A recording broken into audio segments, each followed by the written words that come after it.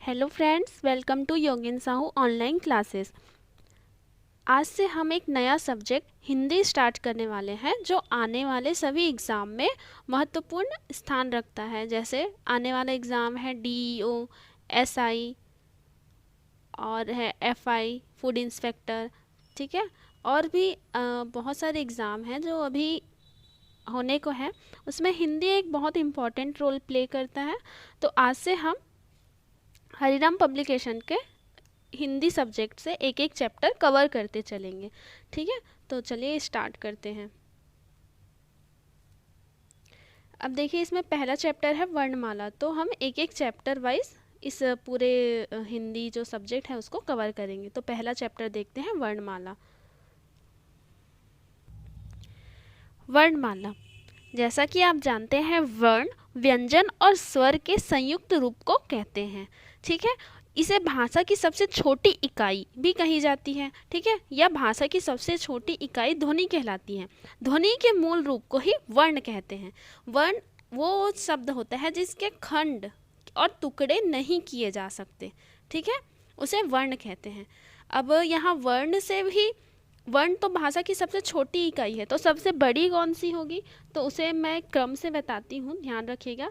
सबसे ऊपर आता है वाक्य, ठीक है। वाक्य के नीचे आता है उपवाक्य, उपवाक्य।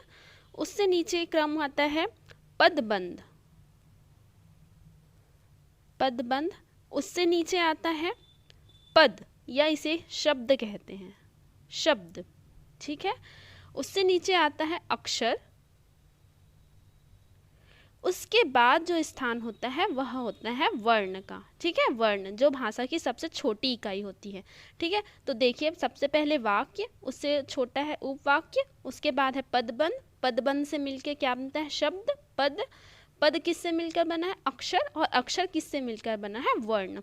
और वर्ण ही भाषा की सबसे छोटी इकाई कही जाती है, या ध्वनि, ठीक है। ध्वनि या वर्ण भाषा की सबसे छोटी इकाई कहते हैं, ठीक है। तो ये ऐसे इसका एक क्रम है, वाक्य, उपवाक्य, पदबंध, शब्द या पद, अक्षर और वर्ण, ठीक। तो आप इसे ध्यान रखिएगा, ठीक है।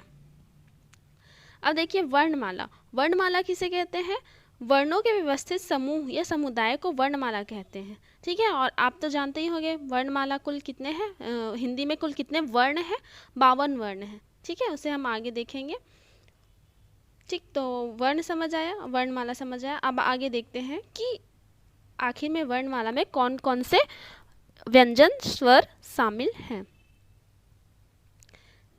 देखिए, 52 वर्णमाला है, ठीक है।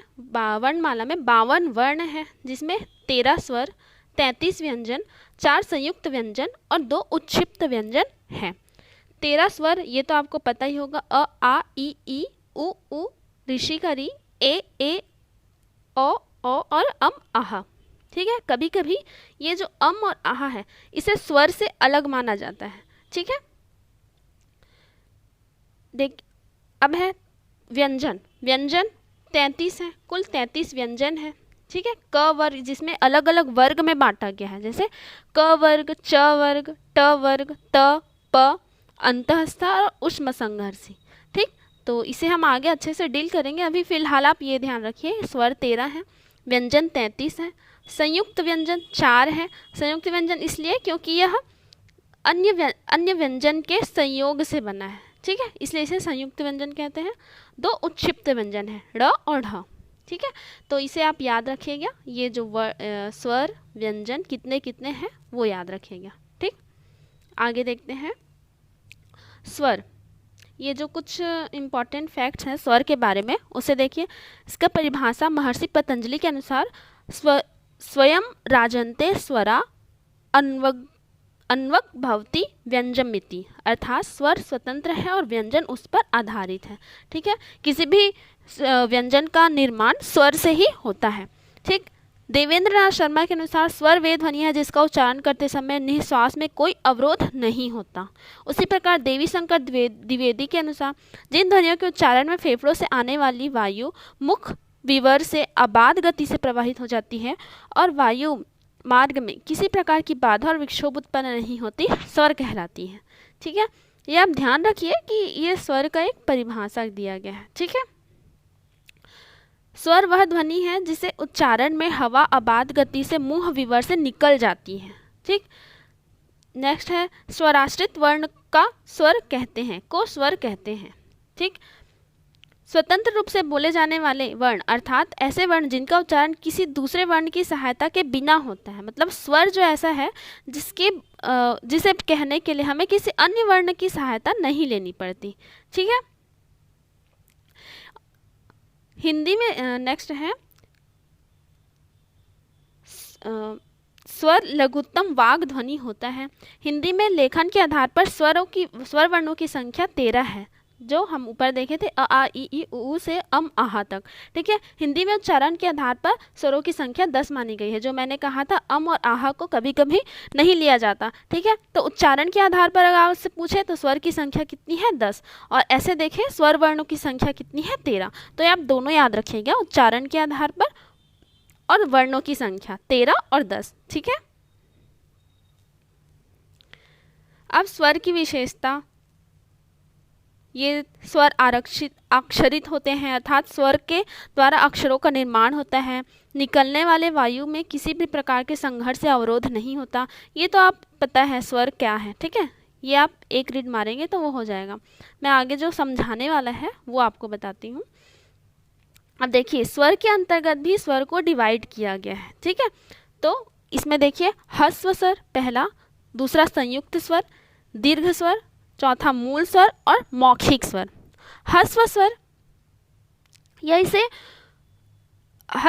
इसे प्रथम स्वर भी कहते हैं, जैसे अ ई उ ह्रस्व स्वर। तो आप इसे ऐसे याद रखेगा जो बिना मात्रा के, जैसे आ हो गया, ई बड़ा ई हो गया, तो वैसा ना हो के छोटा अ ई और छोटा उ, ये आया है किसमें, ह्रस्व स्वर में, ठीक। अब आते हैं संयुक्त स्वर। संयुक्त स्वर आप बस ये याद रखिएगा, संयुक्त स्वर क्या है, ए ओ और ए, ठीक है। इसे संयुक्त स्वर कहा गया है। क्यों? क्योंकि आप देख सकते हैं यह अ या आ प्लस ई या ई से मिलकर बना है। वैसे ही ओ आ या उ और उ से मिलकर बना है। उसी प्रकार ये दोनों भी इन सभी दोनों स्वर से मिलकर बने हैं, इसलिए इसे संयुक्त स्वर कहा गया है, ठीक है। तो इसे आप याद रखिएगा, ए ओ और ए, ठीक, सब एक दूसरे से रिलेटेड है। ओ और ओ को बस ओ को याद रखिए और ए को याद रखिए, फिर दोनों में एक एक मात्रा बढ़ा दीजिए, ठीक, ये याद हो जाएगा संयुक्त स्वर। अब आते हैं दीर्घ स्वर। दीर्घ स्वर जैसे ह्रस्व स्वर में कोई मात्रा नहीं है, वैसे ही दीर्घ स्वर में आ की मात्रा लगी हुई, मतलब एक मात्रा लगी हुई है। जैसे अ में आ की मात्रा लगा दिए, ई में बड़ी ई की मात्रा लगा दिए, ठीक है। ये ई है, इसमें बड़ी की मात्रा लगा दी। ये उ है तो इसमें बड़ा उ की मात्रा लगा दिए, तो वो कौन से स्वर हो गए, दीर्घ स्वर हो गए, ठीक है। तो ऐसे जो व्यापम में या कोई भी अदर एग्जाम में यहाँ से डायरेक्ट क्वेश्चन पूछता है कि ह्रस्व स्वर कौन सा है, संयुक्त स्वर कौन सा है, दीर्घ स्वर कौन सा है। आपको 4 ऑप्शन दे देंगे, उसमें से आपको एक टिक करना होगा, ठीक है। तो आप इसे ध्यान में रखिएगा। तो ह्रस्व और दीर्घ को रिलेट करके याद करिएगा। जिसमें मात्रा नहीं है वह ह्रस्व, जिसमें मात्रा लग गया वह दीर्घ स्वर, ठीक है। अब देखिए मूल स्वर। मूल स्वर क्या है, इसे कभी कभी ह्रस्व स्वर और मूल स्वर को एक ही लिया जाता है, बट मूल स्वर में जो ऋषि का री वो शामिल हो जाता है, ठीक। तो मूल स्वर और ह्रस्व स्वर लगभग समान होते हैं। दोनों में 3 जो है अ ई और उ तीनों समान है, बस इसमें एक और वर्ण जुड़ता है, वो है ऋषि का री। तो अगर आपसे पूछे मूल स्वर की संख्या कितनी है तो 4 होता है, ठीक है। ह्रस्व स्वर और मूल स्वर 3 जो समान है, और एक इसमें जुड़ा है ऋषि का री, ठीक। अब देखिए मौखिक स्वर। मौखिक स्वर में अ आ ई इसको शामिल किया गया है, अ आ और ई को, ठीक। तो आप अगर ह्रस्व स्वर याद रखेंगे तो उसी से आप रिलेट करके दीर्घ स्वर याद कर सकते हैं, उसी से रिलेट करके मूल स्वर याद कर सकते हैं, ठीक है। आपको बस, और संयुक्त स्वर में आपको 2 ही अक्षर याद रखना है, ओ और ए, उसमें एक मात्रा लगा दीजिए तो बन जाएगा, ठीक है। तो आपको याद हो गया ये, ठीक है। तो बहुत आसान है याद करना, तो इस तरीके से आप याद कर सकते हैं, ठीक। अब देखिए सबका एक परिभाषा दे दिया गया है कि संयुक्त स्वर क्या होता है। भिन्न स्वरों के मेल से जो स्वर उत्पन्न होता है उसे संयुक्त स्वर कहते हैं, ठीक है। अयोग वह क्या होता है, जो अम और आहा की मात्रा जो लगाते हैं ना उसे उन्हीं जो वर्ण है उसे अयोगवाह कहा जाता है, क्योंकि यह न तो पूर्णतः स्वर है और न ही पूर्णतः व्यंजन है। ये हमेशा स्वर के बाद एवं व्यंजन के पहले आते हैं, ठीक है। तो ये जो मैंने अंडरलाइन किया है, ये जो वर्ड है वो डायरेक्ट एग्जाम में उठा के पूछता है कौन से वर्ण है जो न तो पूर्णतः स्वर है न ही पूर्णतः व्यंजन है, ठीक है। तो आप याद रखिएगा अम और आहा, ठीक। अब आते हैं अनुस्वार। स्वर के बाद आने वाले व्यंजन जिनकी ध्वनि नाक से निकलती है, अनुस्वार। अनुस्वार मतलब जिनकी ध्वनि नाक से निकलती है, मतलब जो अम की मात्रा हम लगाते हैं ना उसे ही कह रहे हैं, ठीक है। जैसे अंगूर, कंकण, है ना, कंचन, ठीक है, जिसमें नाक का काम करे, ठीक, तो उसे क्या कहते हैं, अनुस्वार। फिर आते हैं अनुनासिक, जो हम चंद्र बिंदु लगाते हैं, ठीक है। अनुस्वार जो सिर्फ बिंदु लगाते हैं और जो चंद्र बिंदु लगाते हैं उसे अनुनासिक कहते हैं। ऐसे स्वर जिनका उच्चारण नाक और मुंह दोनों से होता है तथा उच्चारण में लघुता रहती है, जैसे चांद, आंगन, दांत, मतलब इसमें नाक के साथ साथ मुंह दोनों से ही समझ लीजिए हवा निकलती है, ठीक है। तो इसे अनुनासिक स्वर कहते हैं, ठीक। अब आते हैं विसर्ग। यह अनुस्वार की भांति स्वर के बाद आता है तथा यह उच्चारण में ह की तरह होता है। यह कंठ के अधीन आता है, जैसे अतः, स्वतः, दुख, प्रातः, ठीक है, दुख। ऐसा ये जो होता है जिसमें हम अह ऐसा बोल रहे हैं ना, तो उसमें ह ध्वनि उच्चारित होती है, ठीक, तो उसे विसर्ग कहते हैं, ठीक। तो आप ये ध्यान रखिएगा। अब आते हैं अनुनासिक वर्ण।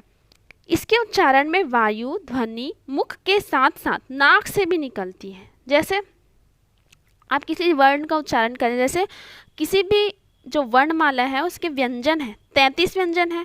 33 व्यंजन में जो ऊपर वर्ग हमने देखा था, क वर्ग, च वर्ग, त वर्ग, है ना, उसके जो अंतिम जो 5वां वर्ण होता है वो आप एक समझ लीजिए अनुनासिक वर्ण है, 5वां वर्ण। जैसे अंग, इय, ण, न और म, ये सभी जो वर्ण है 33 व्यंजन है उसका 5वां वर्ण है, ठीक है। उसे अनुनासिक वर्ग कहते हैं, ठीक है, जिसमें वायु में जिसके उच्चारण में वायु या ध्वनि मुख के साथ साथ नाक से भी निकलती है, ठीक है। तो इसे आप याद रखिएगा, हर व्यंजन का 5वां वर्ण, ठीक है। ये आगे मैं बताऊंगी तो आपको क्लियर हो जाएगा, ठीक। अब देखिए मात्रा के उच्चारण के आधार पर ह्रस्व स्वर क्या होता है, दीर्घ स्वर और प्लुत स्वर क्या होता है, बहुत इजी है। जैसे ह्रस्व स्वर इसे लघु स्वर भी कहते हैं। अपन ऊपर देखे थे ह्रस्व स्वर यानी मूल स्वर, इसे मूल स्वर भी कहा जा सकता है ना। मूल स्वर में मतलब ह्रस्व स्वर में ये 3 शामिल है, मूल स्वर में चौथा री को भी शामिल कर लेते हैं, ऋषि के री को, ठीक। तो इसे लघु स्वर भी कहते हैं। इसके उच्चारण में कम समय लगता है, ठीक है, एक मात्रा का समय लगता है, ठीक है। इसे एक मात्रिक या मूल स्वर भी कहते हैं, एक मात्रिक या मूल स्वर कहते हैं। एक मात्रिक मतलब क्यों, क्योंकि इसमें कोई मात्रा नहीं लगा इसलिए एक मात्रिक बोलते हैं, ठीक है। अब देखते हैं दीर्घ स्वर। इसके उच्चारण में ह्रस्व से दुगुना समय लगता है, 2 मात्रा का समय लगता है, मतलब 2 मात्रा लगाने का समय लगता है। देखिए इसमें मात्रा लगा हुआ है इसलिए इसे दीर्घ स्वर या द्विमात्रिक स्वर कहते हैं, ठीक है। उदाहरण आ बड़ा ई बड़ा उ, ए ओ औ, ठीक है, तो इसे दीर्घ स्वर कहते हैं। वैसे ही प्लुत स्वर होता है, इसके उच्चारण में ह्रस्व से तिगुना समय लगता है, इसमें 3 मात्रा का समय लगता है इसलिए इसे त्रिमात्रिक स्वर कहते हैं। जैसे राम, किसी वर्ड के उच्चारण में हम जैसे किसी को आप चिल्ला रहे हैं तो आप आवाज़ देंगे तो क्या होगा, राम ऐसा चिल्लाएंगे ना, तो ये उसी टाइप का है, ठीक है। तो ये जो एस आपको देख रहे होंगे इसे प्लुत कहते हैं, प्लुत, ठीक है। तो ये एक्चुअल में ऐसा इसे लिखा जाता है, बट अभी जो हम वर्तमान देवनागरी लिपि में लिखते हैं तो ऐसा वर्ड यूज़ नहीं किया जाता है, परंतु ये प्लुत स्वर कहा जाता है, ठीक है, जिसके उच्चारण में अधिक समय लगता है। तब लंबा आप किसी का नाम प्रोनाउंस कर रहे हैं तो ऐसा उसे प्लुत स्वर कहते हैं, ठीक है। अब आगे देखते हैं। अब देखते हैं जीवा के प्रयोग के आधार पर स्वर को विभाजित किया गया है उसे, जैसे अग्र स्वर, मध्य स्वर या केंद्रीय स्वर या पश्च स्वर। ये क्या है, जिसमें जिन स्वरों के उच्चारण में जीभ का अग्र भाग काम करे, जैसे ई ए, ये हम उच्चारित करते हैं तो हमें समझ नहीं आता है कि हमारा जीभ है वो सामने से उच्चारित हो रहा है, बीच से उच्चारित हो रहा है या पीछे से उच्चारित हो रहा है, ठीक है। ये आगे मतलब अग्र मतलब आगे, मध्य मतलब बीच, मध्य बीच में, और पश्च मतलब पीछे। तो हमें ये पता तो नहीं चलता है, बट ये ऐसा है कि हम अगर किसी वर्ण का जैसे ई ए, छोटा ई बड़ा ई ए और बड़ा ए, इसे उच्चारण करते हैं तो ये आगे से उच्चारण होता है, मतलब अग्रभाग से। मध्य स्वर में याद रखिएगा अ, ठीक है। ये कई बार एग्जाम में पूछा गया है कि अ कौन सा स्वर है, ठीक है, तो वह मध्य स्वर है, आप इसे बस याद रखिएगा। मध्य स्वर कौन सा है? अ। अग्र स्वर कौन सा है? छोटा ई, बड़ा ई, ए और ए, ठीक है। और जो बाकी जो बचा है ना, ऋषि करी और अम आहा को छोड़ दें, अम और आहा जिसे युग्मा कह रहे हैं, और ऋषि करी, ठीक है, इसे छोड़ दें तो बाकी जो बचा वह पश्च स्वर में आता है, ठीक है। तो आपको याद क्या रखना है? सिर्फ मध्य स्वर अ और अग्र स्वर ई ए, ठीक है। अब बाकी जो बचा किसे आप स्किप करेंगे? ऋषि करी और अम आहा, इन्हें छोड़कर बाकी जो पश्च स्वर में आता है, ठीक है। तो इसे आप याद कर सकते हैं, इजीली याद हो जाएगा। मध्य में अ, अग्र में ई ए और पश्च में जो बाकी बचा, ठीक है। आगे देखते हैं। अब मुख द्वार खुलने के आधार पर ये बहुत इजी है। जैसे आप किसी स्वर का उच्चारण करते हैं तो देखिए जिन स्वरों के उच्चारण में मुख द्वार पूरा खुलता है, जैसे आ बोल रहे हैं, उच्चारण करके देखिए आपका मुंह पूरा खुलेगा, ठीक है। अ और अ बोल रहे हैं, अ ए और अ बोल रहे हैं, तो आपका मुंह जो है हाफ ओपन हो रहा है, ठीक है। और अर्ध हाफ क्लोज, जैसे ए और ओ बोल रहे हैं तो ये क्लोज होने का आप इसको प्रोनाउंस करके देखिएगा, आपका लिप्स वैसे ही ओपन होगा, फिर हाफ ओपन होगा, हाफ क्लोज होगा। जैसे ए और ओ बोलेंगे तो हाफ क्लोज होगा, और क्लोज पूरा क्लोज होगा, मतलब इसमें मुख द्वार जो है मतलब लगभग बंद रहता है। जैसे ई ऊ ऐसा बोलेंगे तो हमारा जो माउथ है वो लगभग क्लोज रहता है, इसलिए इसे क्लोज संवृत्त स्वर कहते हैं। तो आप हिंदी में याद रखें ना, हिंदी में याद रखिएगा क्योंकि हम हिंदी सब्जेक्ट पढ़ रहे हैं, तो इसे विवृत्त बोलते हैं आ, अर्धविवृत्त ए ओ, अर्ध संवृत्त ए और ओ, और संवृत्त ई ऊ, ठीक है। तो इसे ध्यान में रखिएगा, विवृत्त, अर्धवृत्त, अर्ध संवृत्त और संवृत्त, ठीक है। ये विवृत्त है तो उसका हाफ विवृत्त, ठीक है, अर्धविवृत्त। ये संवृत्त है तो अर्ध संवृत्त, ठीक है। ई ऊ है, इसमें ए और ओ है, इसमें ए ओ है, ठीक है, और इसमें आ है, तो इसे आप ध्यान रखिएगा, ठीक। वैसे इनमें से क्वेश्चन पूछा नहीं गया है बट पूछा जा सकता है, ठीक है, ध्यान रखिएगा। नेक्स्ट आते हैं होठों की स्थिति के आधार पर, ठीक। जैसे अवृत्तमुखी या अगोलित, मतलब जिसमें मुंह जो हमारा लिप्स है वो वृत्तमुखी या गोलाकार नहीं होते हैं, ठीक है। जिन स्वर का हम उच्चारण करते हैं तो आप उच्चारण करके देख सकते हैं, ठीक है। इसका बेस्ट याद रखने का तरीका यही है कि आप उच्चारित करके देखिए। तो जैसे अ आ ई ए, इससे आपके मुख में जो आपसे लिप्स है वो गोल नहीं बन रहा है, तो यह अवृत्तमुखी है, ठीक है। वृत्तमुखी जैसे ऊ ओ, इसमें देखिए उच्चारण करते हैं आपका मुख जो है गोल, मतलब लिप्स है जैसे गोल बन रहा है, ठीक है, तो इसे वृत्तमुखी कहते हैं, ठीक है। तो इजी है कि आप केवल उच्चारण करके देखिए तो आपको आंसर मिल जाएगा, ठीक। अब देखिए अलिजीव्हा कौवे की स्थिति के आधार पर, ठीक है। अब देखिए मतलब अलिजीव्हा मतलब ये देख लीजिए निर्नुनासिक मौखिक स्वर और अनुनासिक, जो निर्नुनासिक है जिसमें हवा केवल मुंह से निकलती, जैसे अ आ ई, ठीक है, और अनुनासिक जिसमें चंद्र बिंदु लगाते हैं, जिसके उच्चारण में नाक और मुंह दोनों से हवा निकलती है, ठीक है। जैसे अम की मात्रा, जिसमें सभी में आप अम की मात्रा लगा दीजिए, उसे अनुनासिक स्वर कहते हैं, ठीक है। वैसे ही ये जो ओष्ठों की स्थिति के आधार पर कुछ दिया गया है, अवर्तुल, वर्तुल और अर्धवर्तुल, ठीक है। तो ये देख लीजिएगा होंठ आप जैसे जैसे उच्चारण करेंगे आपका लिप्स जैसा शेप लेगा, उसी आधार पर आप इसे लगा सकते हैं, ठीक है।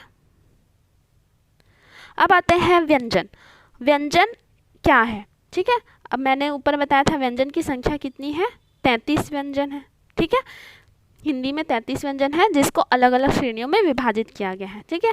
व्यंजन क्या है? व्यंजन परतंत्र वर्ण है, स्वतंत्र वर्ण नहीं है, मतलब स्वरों की सहायता से बोले जाने वाले वर्ण उसे ही व्यंजन कहते हैं। ठीक है, हम स्वर की सहायता से इसे बोलते हैं, जैसे क ख ग घ ङ। ठीक है, प्रत्येक व्यंजन के उच्चारण में अ की ध्वनि छिपी रहती है।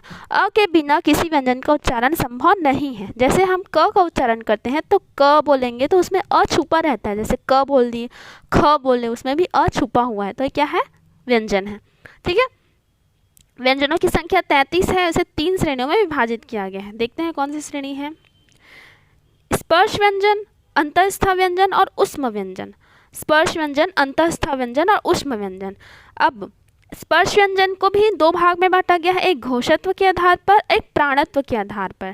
ठीक है, घोष, सघोष, अल्प प्राण और महाप्राण। इसे मैं आगे डिटेल से बताऊंगी क्या है।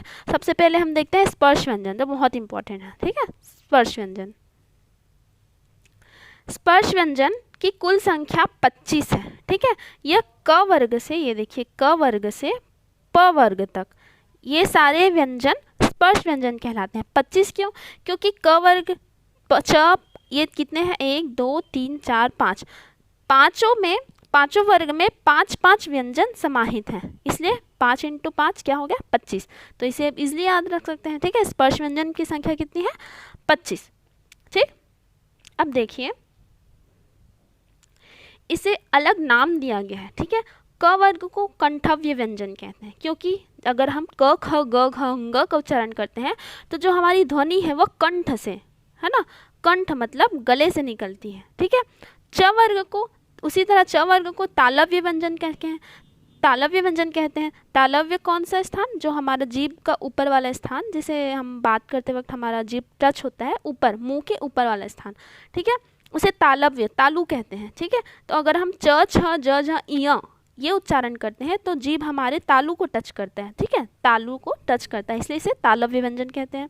ठीक है, उसी तरह ट वर्ग में इसे मूर्धन्य व्यंजन कहते हैं। अब देखिए अगर हम ट ठ ड ढ ण बोल रहे हैं तो हमारा जीभ कुछ ऐसा मुड़ कर यहाँ तालु को टच करता है। ठीक है, मुड़ कर तालु को टच करता है, मतलब जीभ का जो ऊपर वाला भाग है, मतलब मूर्धा वाला भाग, मूर्धा यानी क्या होता है, पर्वत, शिखर है ना, किसी भी चोटी को हम क्या बोलते हैं, मूर्धा बोलते हैं। ठीक है, शिखर बोलते हैं। ठीक, तो हमारे जीभ का, ये हमारा जीभ है तो इसका ये ऊपर वाला भाग तालु को टच करता है, इसीलिए हम इसे मूर्धन्य व्यंजन कहते हैं। ठीक है, तो उच्चारण करके देखिए आप, ट ठ ड ढ ण, तो ऊपर तालु टच हो रहा है, जीभ मुड़ के टच हो रहा है, इसलिए इसे मूर्धन्य व्यंजन कहते हैं। ठीक है, त वर्ग अगर हम त थ द ध न उच्चारण करते हैं तो हमारा जो जीभ है वो दांत को टच करता है। ठीक है, इसीलिए दंतव्य व्यंजन कहते हैं। उसी प्रकार हम प फ ब भ म कहते हैं तो सिर्फ हमारे लिप्स टच होते हैं। ठीक है, हमारे लिप्स टच होते हैं और जीभ का आंतरिक भाग वो किसी अन्य को टच नहीं करता, इसलिए हम इसे ओष्ठव्य व्यंजन कहते हैं। ठीक है, प फ ब भ म, तो इसे आप याद रखिएगा। क वर्ग कंठव्य, च वर्ग तालव्य, ट मूर्धन्य, त दंतव्य, प ओष्ठव्य। ठीक है, अब आते हैं ड़ और ह। ठीक है, ये अड़ और हड़ ये द्विगुण व्यंजन कहलाते हैं। ठीक, द्विगुण व्यंजन, तो डायरेक्ट क्वेश्चन भी पूछता है कि द्विगुण व्यंजन कौन से हैं, तो ये ध्यान रखिएगा। ठीक, और मैंने ऊपर बताया था कि प्रत्येक वर्ण का पंचम वर्ण नासिक स्वर कहलाता है, जो अनुनासिक, जो उच्चारण के आधार पर जिसमें मुंह और नाक दोनों से हवा निकलता है। जैसे देख लीजिए ये जो लास्ट 5वां वर्ण है, ठीक है, सभी का 5वां वर्ण, अणग, इय, ण, न, म। ठीक है, न, ये सब 5वां वर्ण दिया हुआ है। ठीक, तो ये आपको याद हुआ, तो ये इम्पॉर्टेंट है, इसे इसका पूरा आप ध्यान में रखिएगा। किसी भी वर्ग से मतलब क्वेश्चन पूछ सकता है, कंठव्य व्यंजन कौन सा है, तालव्य कौन सा है, मूर्धन्य कौन सा है, दंतव्य कौन सा है। और आप इधर देख सकते हैं कंटिन्यू हर एग्ज़ाम में इससे क्वेश्चन पूछा गया है, तो इम्पॉर्टेंट है। तो मैंने जैसे बताया आप उच्चारण करके इसे आइडेंटिफाई कर सकते हैं। ठीक, अब देखते हैं अंतःस्थ व्यंजन। अंतःस्थ व्यंजन कौन सा है, जो य र ल व यरलव है वो इसे अंतःस्थ कहते हैं। ये स्वर और व्यंजन के बीच स्थित है, जो जीभ, तालु, दांत और होंठ को परस्पर सटाने से उच्चारित होते हैं, किंतु कभी भी पूर्ण स्पर्श नहीं होता, इसलिए इसे अंतःस्थ व्यंजन अर्ध स्वर भी कहा जाता है। ठीक है, इसका रीज़न यही है कि यह स्वर और व्यंजन के बीच स्थित है, और अगर हम बोलते हैं तो हमारा जीभ, तालु, दांत, होंठ आपस से सटाने में मतलब कम सटता है ना, पूरा स्पर्श नहीं होता है, इसलिए इसे अंतःस्थ बोला गया है। ठीक है, तो याद रखिएगा यरलव, एक साथ बोलिएगा, आप एक साथ उच्चारण करिएगा यरलव। ठीक है, वो क्या है, अंतःस्थ है। उसी प्रकार है उष्म संघर्षी, इसे उष्म संघर्षी भी बोलते हैं और उष्म व्यंजन भी कहते हैं। उष्म संघर्षी, संघर्षी क्यों बोलते हैं, क्योंकि अगर हम इसका उच्चारण करें श श स ह, तो हमारे कंठ से एक उष्मा का प्रवाह होता है ना, गर्म वायु का प्रवाह होता है। ठीक, इसलिए इसे उष्म व्यंजन कहते हैं। ठीक है, तो जो भी श है, श श स और ह, इसका उच्चारण में हमारे मुख से उत्पन्न उगर्म जो वायु होता है वो गर्म होता है, इसलिए इसे उष्म मतलब गर्म होता है, उष्म का मतलब उष्म संघर्षी। ठीक है, उष्म संघर्षी व्यंजन कहते हैं। ठीक, यहाँ पे लिखा भी है, इसे संघर्षी व्यंजन कहते हैं। 4 होते हैं, इसे याद रखेंगे। अंतःस्थ भी 4 होते हैं, यरलव, उष्म संघर्षी भी 4। ठीक है, च श स ह। ठीक, तो ये हो गए व्यंजन। अब आते हैं नेक्स्ट संयुक्त व्यंजन। संयुक्त व्यंजन क्या होते हैं, जो किसी अन्य व्यंजन के समूह से बनते हैं। जैसे देवनागरी लिपि में कुछ ऐसे व्यंजन होते हैं जो 2 या 2 से अधिक अक्षरों व्यंजनों से मिलकर बने होते हैं, इनकी संख्या 4 है। ठीक है, तो अंतःस्थ भी देखिए 4 है, उष्म संघर्षी भी 4 है और संयुक्त व्यंजन भी 4 है, ध्यान रखिएगा। और कौन से 4 है, मूल स्वर, मूल स्वर अपने देखे थे 4 है। ठीक है, अब देखिए संयुक्त व्यंजन क्या है, श्र, इसे याद कैसे रखिएगा, क्षत्रज्ञ श्र, फिर से बोलिएगा क्षत्रज्ञ श्र। आप इसे उच्चारण कर करके ही सीख सकते हैं। ठीक है, आप ऐसा सोचेंगे कि रटा जाएगा, पढ़ लेंगे, तो इससे नहीं होगा जब तक आप प्रोनाउंस नहीं करेंगे। ठीक है, आप हिंदी पढ़ रहे हैं, आपको उसे प्रोनाउंसिएशन बहुत ज़रूरी है, आप जब तक उसे कहेंगे नहीं आपसे बनेगा नहीं। ठीक है, तो इसे याद रखिएगा, एक साथ पढ़िएगा, क्षत्रज्ञ श्र, क्षत्रज्ञ श्र, ये क्या है, संयुक्त व्यंजन है। अब देखिएगा इसके बनाया क्या है, छ कैसे बना है, क आधा क है। ठीक है, ये पूरा क नहीं है, क और ये वाले श से। ठीक है, इसे क्या बोलते हैं, शलजम का श बोलते हैं। ठीक, क आधा क और शलजम का श, ये छ बना है। ठीक है, अब त कैसे बना है, आधा त, आधा त और र, अब इन दोनों को मिलाएंगे तो त्र ध्वनि उत्पन्न हो रही है। ठीक है, वैसे ही ज्ञ, आधा ज, आधा ज और इय। ठीक है, इय, इसे क्या बना है, ज्ञ। उसी प्रकार श्र, आधा श और र। ठीक है, आधा श और र।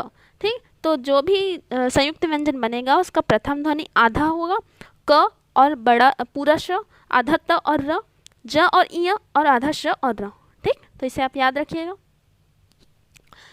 अब इसमें क्या लिखा है, श का स्थान वर्णमाला में क के बाद आता है। ठीक है, जो हम क ख ग घ बोलते हैं, तो ऐसा अगर हम बनाए तो क का स्थान श का स्थान क के बाद आता है। ठीक है, तो ये भी एक पूछा गया क्वेश्चन है कि वर्णमाला में छ का स्थान किसके बाद आता है, तो ध्यान रखिएगा क के बाद आता है। ठीक है, क के बाद किसका स्थान आता है, छ का। ठीक है, यहाँ पे एग्जाम्पल दिया गया है, आधा श और ऋषि का दी मिलकर श्रृंग बना है। तो अपन जो कुछ लिखते हैं श्रृंगार, तो ये ऐसा नहीं लिखते। ठीक है, श्रृंगार हो जाएगा वो, तो वो आधा श्र बनता है, ये श्रृंगार। ठीक है, इसे ध्यान रखिएगा, वाक्य शुद्धि में भी ये पूछा जाता है। ठीक, कौन सा सही वो है, आपने देखा होगा कई एग्जाम में ज़्यादातर ये उज्ज्वल उज्ज्वल लिखा होता है। ठीक है, इसे पहचानिए कौन सा सही है, तो ये पूछा जाता है, तो इसे भी ध्यान रखिएगा। ठीक है, अब आते हैं नेक्स्ट उत्क्षिप्त व्यंजन। ठीक है, उत्क्षिप्त व्यंजन क्या है, जिन व्यंजनों के उच्चारण में जीभा ऊपर उठकर मूर्धा को स्पर्श करते हुए तुरंत नीचे गिर जाती है। आप देखिए ट में मैंने बताया था कि जीभ तालु को टच करती है ना, ऐसे मूर्धा को टच करती है, उसके मूर्धा भाग टच करती है। अब ये क्या बोल रहा है, उत्क्षिप्त व्यंजन, ये मूर्धा को टच करती है परंतु तुरंत नीचे गिर जाती है, उसे उत्क्षिप्त व्यंजन कहते हैं। ये कौन, इसमें द्विगुण व्यंजन को शामिल किया गया है। अपन पीछे देखे थे ड और ये अंग और ये ड़, इसे क्या कहते हैं, उत्क्षिप्त व्यंजन या द्विगुण व्यंजन भी कहते हैं। ठीक है, इसे संयोग द्वित्व, नोट संयोग द्वित्व, इसमें किसी व्यंजन का संयोग उसी व्यंजन के साथ होता है। ठीक है, संयोग द्वित्व भी कहते हैं, जैसे किसी व्यंजन का संबंध उसी व्यंजन से हुए, जैसे न और आधा न लिखे, ट और आधा ट लिखे। ठीक है, तो ऐसे जो स्थिति उत्पन्न होती है उसे संयोग द्वित्व कहते हैं। ठीक। तो उक्षिप्त व्यंजन याद रखेगा या द्विगुण व्यंजन कहते हैं उसे, यही याद रखेगा, ठीक है इसे, ठीक है। अब आगे बढ़ते हैं। ये बहुत इम्पॉर्टेंट तालिका है, इसे आपको याद करना होगा। तो ये तालिका बहुत इम्पॉर्टेंट है, इसे हम नेक्स्ट वीडियो में इसे कवर करेंगे, क्योंकि ये मुझे, आप इसे देख के घबराइएगा मत, इससे सारे क्वेश्चन आते हैं, मतलब सभी क्वेश्चन पूछे गए हैं, आप देख सकते हैं ये, ठीक है। हर एग्ज़ाम में पूछे जाते हैं और इसे याद करना बहुत इजी है। तो नेक्स्ट वीडियो में मैं इसे आपको रिलेट करके सारे आपको याद करा दूँगी। तो और अभी हम जो जितना पढ़े उसे एक बार रिवाइज करते हैं, ठीक है। तो वर्णमाला किसे कहते हैं? वर्ण के व्यवस्थित समूह को वर्णमाला कहते हैं, ठीक। इसमें वर्ण से ऊपर मैंने कुछ बताया थे, ठीक है। पहले होता है वाक्य, फिर उपवाक्य, ठीक, फिर पदबंध, फिर पद या उसे शब्द कहते हैं, ठीक है। शब्द के बाद आता है अक्षर, ठीक है। अक्षर किससे मिलकर बना होता है? वर्ण। ये किससे मिलकर बना है, ठीक है। वाक्य किससे मिलकर बना है? उपवाक्य से। उपवाक्य पदबंध से। पदबंध शब्द से या पद से। शब्द किससे मिलकर बने हैं? अक्षर से। और अक्षर किससे मिलकर बने हैं? वर्ण से। और वर्ण को ही व्यवस्थित क्रम को हम ध्वनि कहते हैं, ठीक है। यह सब भाषा की सबसे छोटी इकाई कहलाती है, ठीक है। इतना हमने देखा था। फिर वर्णमाला में वर्ण की संख्या कितनी देखी थी? 52 वर्ण है। स्वर 13 है। अगर इसमें 2 अम और आहा को हटा दे तो उपयोग के आधार पर कितना होते हैं? 10 होते हैं, ठीक है। और व्यंजन की संख्या कितनी है? 33 है। संयुक्त व्यंजन 4 है, छत्रज्ञ श्र। और उत्क्षिप्त व्यंजन या इसे द्विगुण व्यंजन कहते हैं, ठीक है। द्विगुण व्यंजन द और ढ़ है, ठीक। स्वर वर्ण के विभिन्न परिभाषाएं देखे थे, ठीक है। स्वर जो कौन कौन से स्वर देखे थे हमने? ह्रस्व स्वर, संयुक्त स्वर, दीर्घ, मूल और मौखिक स्वर। तो इसका याद करने का तरीका मैंने बताया था। आप ह्रस्व स्वर याद रखिए, मूल स्वर याद रखिए, उसमें एक मात्रा लगा दीजिए, ठीक है। दीर्घ स्वर को भी आप ह्रस्व स्वर के से रिलेट करके आ सकते हैं, याद कर सकते हैं, ठीक है। संयुक्त स्वर आ ए ओ होता है, ठीक है। इसी प्रकार ये अनुस्वार, ये सारे क्या है, ठीक, ये अपन कवर किए थे। उसी प्रकार ह्रस्व स्वर को क्या कहते हैं? दीर्घ स्वर, प्लुत स्वर क्या होते हैं, ठीक है। कौन से? ये एक मात्रिक होते हैं, ये द्विमात्रिक होते हैं, ये त्रिमात्रिक होते हैं, ठीक। जिसमें कोई मात्रा नहीं लगा है, इसमें एक मात्रा लगा है, इसमें एक से अधिक मात्रा लगा है, ठीक है। फिर जीवा के प्रयोग के आधार पर अग्र स्वर, मध्य और पश्च स्वर। मध्य मैंने कहा था आपको, मध्य सिर्फ मध्य स्वर याद रखिए, अ, और अग्र स्वर याद रखिए, ई सिर्फ ई और ए याद रखना है, उसमें आप बड़ी मात्रा लगा दीजिए तो ये अग्र स्वर हो जाएगा 4। और ये मध्य स्वर में सिर्फ एक याद रखेंगे, बाकी जो बचा वो पश्च स्वर होगा, ठीक है। वृत्त मुख द्वार खुलने के आधार पर, तो इसे आप उच्चारण से पता लगा सकते हैं कौन सा में पूरा आपका मुंह ओपन हो रहा है, कौन सा नहीं। उसे ही ऐसे होठों की स्थिति के आधार पर भी इसे पता लगा सकते हैं, ठीक है। कौन सा है अवृत्तमुखी, कौन सा वृत्तमुखी, जिसमें आपका वृत्त के समान आपका होंठ बनता है, ठीक है। ठीक है, वैसे ही ये भी है, इसे आप देख सकते हैं। और व्यंजन वर्ण के बारे में मैंने बताया, स्पर्श व्यंजन, अंतःस्थ व्यंजन और ऊष्म व्यंजन। उसमें से संघर्षी व्यंजन भी कहते हैं। अंतःस्थ अम और आहा होता है, ठीक है। स्पर्श व्यंजन, इसे हम नेक्स्ट वीडियो में हम ये घोष और प्राणत्व के आधार पर इसे कवर करेंगे, ठीक। स्वर को बताया था कि स्वर कंठ, तालव्य, मूर्धन्य, दंतव्य, ओष्ठव्य, ये 5 स्पर्श व्यंजन है, जो टोटल संख्या 25 है। ये 5 है, इसमें सभी में 5 शामिल है, 5 × 5 25, ठीक है। प्रत्येक वर्ण का 5वां वर्ण नासिक व्यंजन कहलाता है, ठीक है। 5वां वर्ण ये देख सकते हैं आप, ठीक है, इसे बताया था। अब अंतःस्थ यरला होता है, ऊष्म संघर्षी श स ह होता है, ठीक है। ये अंतःस्थ यरला होता है, और जो अयोग वह होता है वो अम आहा होता है, ठीक है। ऊष्म संघर्षी जिसमें संघर्ष से निकलता है, श श स ह, ठीक है।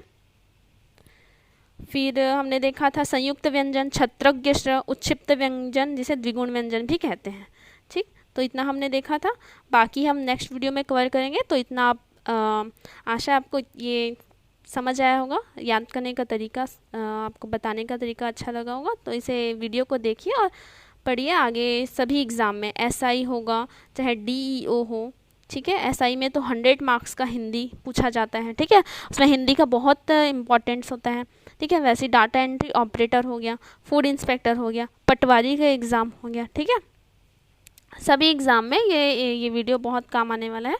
तो आप हिंदी बहुत इंपॉर्टेंट रोल प्ले करता है, तो इसे लाइटली मत लीजिएगा और ध्यान से पढ़िएगा। ठीक है, थैंक यू।